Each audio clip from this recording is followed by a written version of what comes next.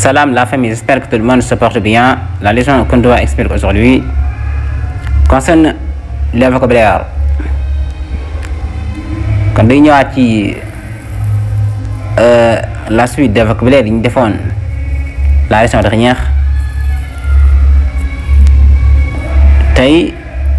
Nous avons quelques vocabulaires qui concernent en ce qui concerne l'école à peu près. Premièrement, moi, nous avons rappelé abonner sur la chaîne pour recevoir les notifications des prochaines vidéos. Voilà les vocabulaires. Les salles de classe. Oui, salle de classe. Salle de classe yi jàngee qaa'atu dars.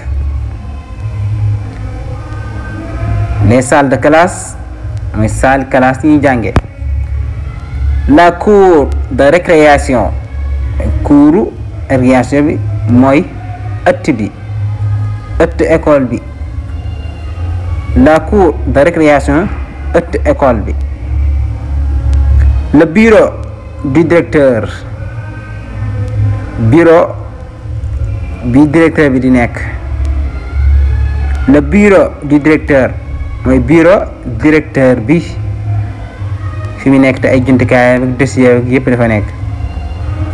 La salle de réunion saalu dajeekaay bi. La salle de réunion saalu dajeekaay bi pour waxtaan.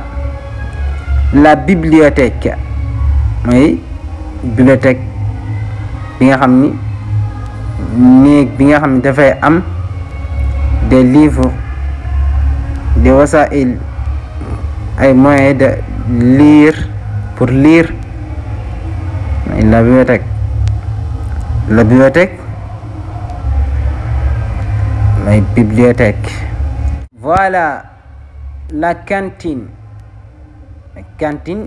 bi ñuy jaayee ndekki.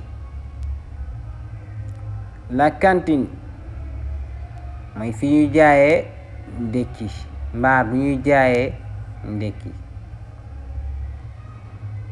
La salle de sport